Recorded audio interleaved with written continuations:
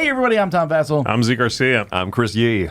Today we're taking a look at a game that I did not know much about. I backed it on Kickstarter, but, didn't know much more until it came in, called The Old King's Crown. The king is dead. This happens in a lot of games. Technically, the old king is gone, it says. He might be dead. Yeah, functionally dead. He's dead. But this happens a lot in games that there's like a power struggle. Theme for a board game. There's 4 factions in here, the nobility, clans, uprising, and gathering. Who will win? Well, let's find out how the game plays first. The game is going to follow a certain amount of turns. It's up to you how many turns you're going to play in this game. You'll keep track of them down here. 4 is considered a short game, 5 a standard, and 6 extended game. And for each turn, you're going to run through this, with this marker, run through 4 seasons. You'll determine turn order, which is usually going to be determined by who has the fewest points, will be going first, etc. Then there's spring. So in this game, you have lots of special actions, and these actions can be used in different seasons. So these can be done in spring. But the first thing in spring is you're going to bid for these cards here in the King's Road. And each player is going to choose one of the cards in their hand and secretly put it face down. You'll flip them face up. You have 3 actions you can do. One is you can just put the card back in your hand. I don't want any of these cards. Another is you can claim a card. You'll go from highest to lowest. And so if I claim a card, I'm going to put it at my board. You have 2 spots for kingdom cards. And when you place the card there, the card that you bid on it with is going to be placed above it. On future turns, players can try to take this card from you. They simply have to play a higher card than you. And then this card will go to their board. Happily, though, the card that you put here will go back into your hand. These cards do special things. For example, this gives you a special ability in the fall. After that, players will place heralds and cards, and then they get to do any of their spring actions, and they'll do those in turn order. So heralds will get placed in one of these sections on the board. They're not going to add any power, but if you win in that territory, you're going to get extra point for your herald and other heralds if they're there. Players will be taking turns deciding which cards are going to put in each of these 3 areas. Doesn't really matter what the row is. There's 1 card per area. So after you've done that and taken all the spring actions, then whoever's in lowest turn order is going to pick the order of the clashes. They can put them in anywhere they want. And then you're going to determine a clash. And this is the main part of the game. Players are going to reveal their cards that are there. And this is your initial strength. 11, played an 11. The red card played an 11 here. That's one of the cards that they were able to buy. One of the spring actions players can play is placing supporters in a region, which will add 1 to your value. But there's also all kinds of special actions that you can play. Players will also be able to take summer actions during this turn, which can change the course of the game. There's also night actions, like this one here, which just eliminates other cards. So even though 11 played it here, it was eliminated by the 5. And in this case, it also eliminated this number. However, it says if there's any card with a people symbol, it's eliminated. So everything was eliminated except the blue card here. So right now, blue's winning this 4-0 to 0-0. But there are cards that can block things, like this shield can block that attack. And these cards, when they're eliminated, are actually out of the game, unless you have a way to bring them back from the loss pile. Whoever wins is going to pick one of these 2 rewards. Every reward gives a victory point, but they also give other special things. This one gives 2 victory points. This one gives you a token that when you can place on your board here, and now you have a special ability that you can use up to 3 times or until that token is stolen from you. You also get a point if you pick the reward where your herald is, and can take points from other players if their heralds are there also. And so you're going to determine all 3 of these. After that point, players are going to take fall actions. Now, fall actions, or autumn actions, you'll be able to do in any order. Then there's a cleanup. But let me quick talk about 2 specific fall actions. One fall action is journey. Whenever you journey, you can send any of your people with a map out on a journey, and you'll get these tokens here, these scrolls. You're going to use these scrolls to buy these really cool cards. They each have a cost and scrolls at the top that you'll be able to add to your deck or give you special abilities. The person you send out is lost forever unless they have a map which means they simply go to your discard pile. And you can get 1 or 2 scrolls, usually from people. You can also send people to the councils. There are 3 councils, and you send them there when they have these hammers on them. So they'll join a council, and each of these can give you points or give you special autumn actions, which are ways to do different things. Obviously, I'm not going over all the different special actions in the game, but that's one of the main ways to get points. Well, the main way is by scoring and winning these areas on the board. You also get some points from this. Some special cards give you points. And after whatever number of rounds you decide to play, whoever has the most points is the winner.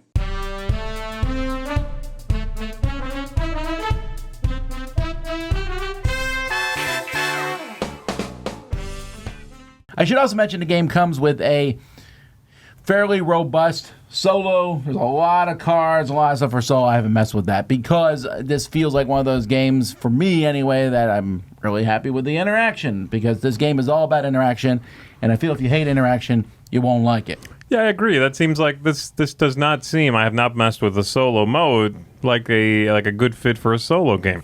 There's a plenty of in-your-face back and forth in this game. How do they replicate any of that in a solo mode? It would feel a little toothless, I think. Well, I do want to talk about the components of the game because I really like them. Mm-hmm. I think the art is unbelievable, and it's also pretty crazy that it's done by the designer. In fact, it's like a whole one-man show type thing. Yeah. Yes. I also really like the graphic design.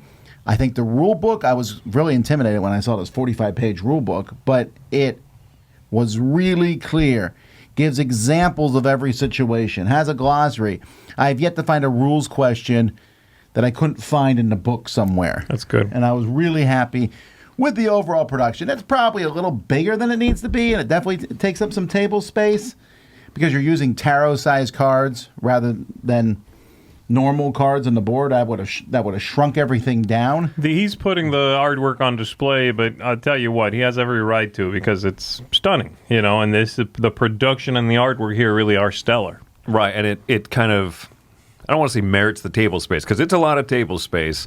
I think the one drawback I would say to it is that it is also a little bit amorphous, where you have your player area, you also have your place of power, which is kind of this side player board to your player board. Your player board has a player board on the side. Also, you have to have the area for dead. Bring out your dead into the separate pile. There's like a lot more than just the physical board space to keep straight, but it all works well, and like you said, it's gorgeous. So yes, it's well deserved. And I do like that the main board is basically a massively oversized player aid. Yes, that's really what it is. It's like, you know what I mean? It's like cards go here. It's like a player aid that's this big. Is really kind of what it is, because most of the places you do things don't matter.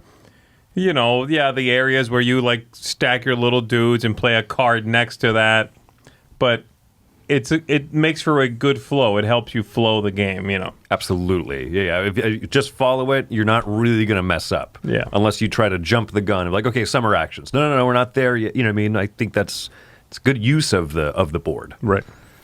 The game is in the rule book. There's a special thank you to Leader Games, and I noticed this because as I was playing it, it really reminds me of one of their games, where there's not a ton of rules. But the way they interact, you're like, wait, when does this go off here?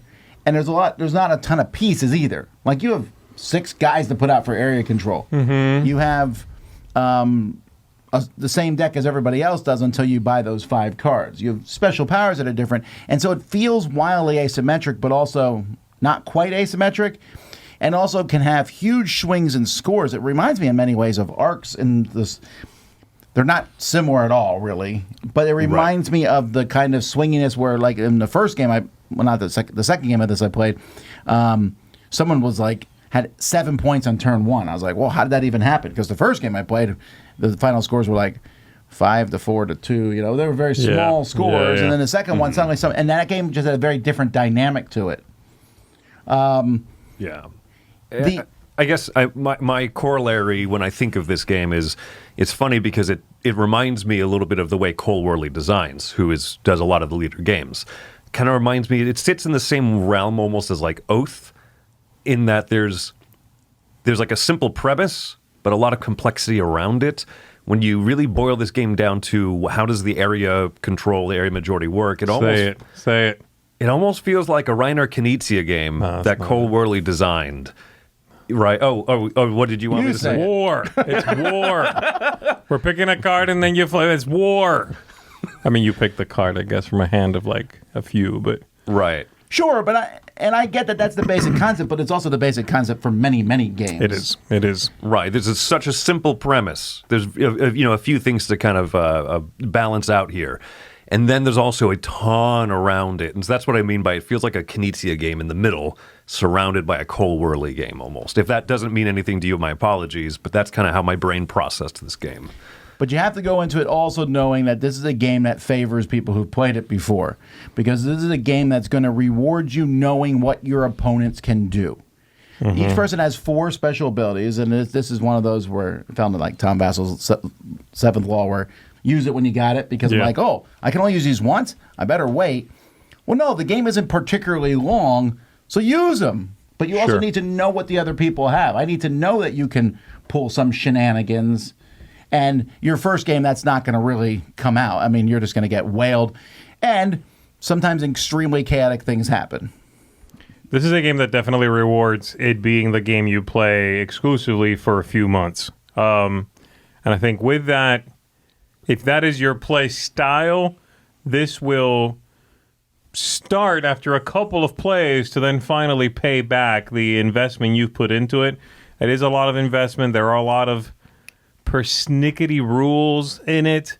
Even if you just play the same faction a couple of times and then switch with a different faction for your third play, you're going to feel behind the ball. There's that many sort of just annoying little rules to it, because the whole thing is really very simple. And then you start to add layers on top of layers on top of layers, and you start to realize you're missing triggers for things. And, oh, I should have put that there because I wasn't thinking by the time we reveal that card, I could have triggered this and switched those two, and that would have given me the win there maybe. Or wait, you have an ability that switches where I set the card, but that's a fifth of the game. That's way too chaotic for how many rules I just learned. And it's a lot of that is kind of how I found the game to come across. Now, if I play 10 times, is that going to go away? Maybe, most likely. And then I'll be jamming this one game that I really know well. And if everybody else does too, oh my goodness, what a rich experience. I just don't necessarily want to get there for me. I found it to be kind of an overwrought persnickety game. It feels both too long and too short.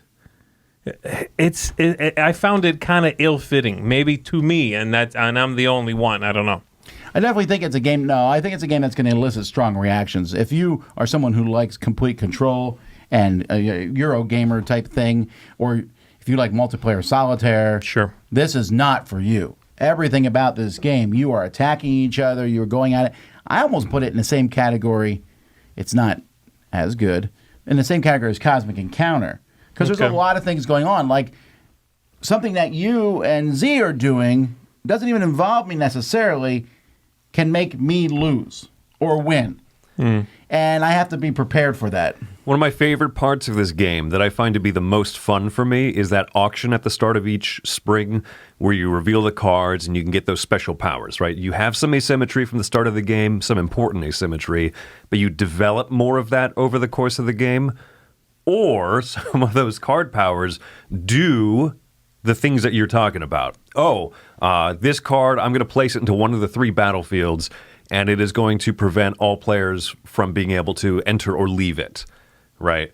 I did that. Zee also did something with one of his powers that completely implodes your plans for the round, Tom. Right. I think that some people are going to have very much like strong feel-bad moments from playing it because of things like that. It wasn't even just something Zee and I coordinated. It just kind of, I did this because I had something in mind. Zee did something because he had something else in mind. And everyone else was just caught in the crossfire. And I wouldn't even mind that kind of shenanigans or like, woo, spin the wheel and see where it lands, if we weren't doing it 4 or 5 times and then the game's over after 2 hours or an hour and a half. There's that weird, the rounds are too long for how much chaos each one could have. So after the standard game 5 rounds, I'm like, yeah, but 2 of those 5, you jerks shot apart. And so it doesn't feel like rewarding. Just you feel like you might have won because other people did stuff. That doesn't feel necessarily good to me. Yeah, this doesn't bother me as much. I think it's the game is a weird flow. And I know that some people are going to say, if you really want the full experience, play 6 turns. I am stuck on the 4-turn game. I'm very happy with it. But the crazy stuff that happens, there's 2 things that doesn't bother me. One, because I'm kind of expecting it. And I'm having a lot of fun doing stuff. And if I'm like, maybe I'll get it next time. But 2, even though the game takes, I think 90 minutes is good for 4 turns. Maybe in 2 hours for 5 turns, probably. But the game never feels slow. I'm always doing something. The only time the game bogs down is when someone says, I have 6 spring abilities. I'm like, all right, well, make up your mind, But the card playing simultaneous, every battle you're a little interested in, you always have a chance, maybe because other people imploding. I don't mind that because I know that's the kind of game I'm getting into. And I get it. Like I said, I think this is a game that's really going to be polarizing. Yeah. I think the theme is strong-ish. It's a lot of numbers and stuff, but the art helps. There is a faction. The Gathering is a mysterious cult. The nobility is like, hey, we have another royal we can bring out. Right. Now there's Pretty 2 of these dope. people, and they're my favorite faction, the blue. I like, because I know I played them more than the other ones, and I know, like, at that one time I can keep everybody on the board. Yeah. I can wait and get the queen, and now I have two people to throw around that are really powerful. Yeah. But I also like the Gathering faction because they have an 11. They I don't know. have an 11. There's stuff I have a like. Hulk. I just find it to be very enjoyable. So I think this game is going to be incredibly popular, and I can see it being both divisive, but also I think that it'll be the minority of people, I think, who find it to be, or at least the board game geek minority, that find it to be not to their tastes. I think this game's going to be very, very popular. I think it's going to be, I don't know, right? But I think that what it does have is going to be the depth. The people who want to dive into it, like you said, Z, play this once a month. In a year, it's going to be one of their favorite games for sure. And so then people who have not done that, say, oh, I bounced off it. Well, there's more depth to it. But you might not want to have to wrestle at a game to appreciate it as much. And so that's kind of that's where I see it, right? I think this is a very deep game, albeit chaotic. But if you're just going to kind of play it every once in a while, I don't think I think the chaos is going to rub you wrong more often. that's why I line it with Root. I really feel like there's that analogy there because when I talk to people about Root, they either really love the game and play it all the time, or they have either it's fine, or I don't want everyone to play it again. Yeah. Those are the 2 reactions. It's not the game you're like, let's play Root once a year. And I think that's kind of similar here. Yeah. What would you rate it? I'm going to give it a 6. I think it's a commendable game, and I'm sure it's for some people. It's not really for me. For me, it's a 6. For all the things I said already, I find it to be kind of much ado about nothing in a way. All the abilities and all the crazy stuff going on just ends up feeling like we could have rolled dice instead. And I know that's reductive. I get it. But it has that feeling at the end of all this effort, all these rules, all this rubric and sequencing. It feels like, wait, you're doing what? And this happens because of it? This could have been a die roll. I'm coming in at a 7.5. I like it, and I would play it again, and I would like to play it while it's still in the noggin a little bit more. Yeah. That's one of my biggest concerns that holds this back from being a higher score is just keywords and remembering to trigger things when they're supposed to trigger. But there's something interesting going on in this one, and I do find it fun. And as I mentioned, my favorite part of the game is that start of the round, getting those special powers. But I do also think that there is value in playing the longer game because then attrition and balance and holding on to those your troops or your whatever you call them out, it means something different rather than Followers, whatever the it was. followers, Yeah, rather than the bombastic 4 rounds. But it's also neat that I think it supports. You want to play 4, 5, 6 rounds. It's good. It's good. I enjoy it and I have fun with it. So 7.5 is kind of right where I'm landing. I'm kind of surprised at how much I like the game. I mean, I'm giving it an 8.5. I really enjoy this. It was one of those games where I played and I was like, let's play it again. You know, it has that hook for me. There's a lot of things in it. Like I said, it has a bit of a cosmic encounter feel where we're revealing stuff, and then someone plays the sword that's +5, and someone says, but wait, this person stabs it. I don't know. I like that stuff. It's not done as, and it's not silly. I don't know how to explain it, because people often ask me why I like Cosmic but don't like Munchkin. Yeah. When there's a lot of similarities between the two in different ways. But the Munchkin just has cards you play almost to be silly. This one feels like it's trying to be more serious. Silly things can happen. And like Chris said, my favorite part is also that deck at the beginning, because every game's going to be different. Because you're not going to go through too many of those cards. Right. No. Like maybe 16 or so at the most, of that whole deck. And I like that if a card feels very powerful, I can steal it if I really want to. But even when I steal it, I get that card back in my hand. I like that cards die. I like sending people off on a journey. They're dead, but hey, I'll get someone better. Thank you. There's a lot of silliness, and then on top of that, it just looks amazing. So this is one where there's a few people in the game group I know who also really like it and want to play it more, and that's the kind of game I'd play with them. And I think it will have a cult following as the years go by. Oh, yes. Yes. Well, there you go, folks. That's the Old King's Crown. Check it out. I'm Tom Vassell. I'm Zee Garcia. I'm Chris Yee. See you next time.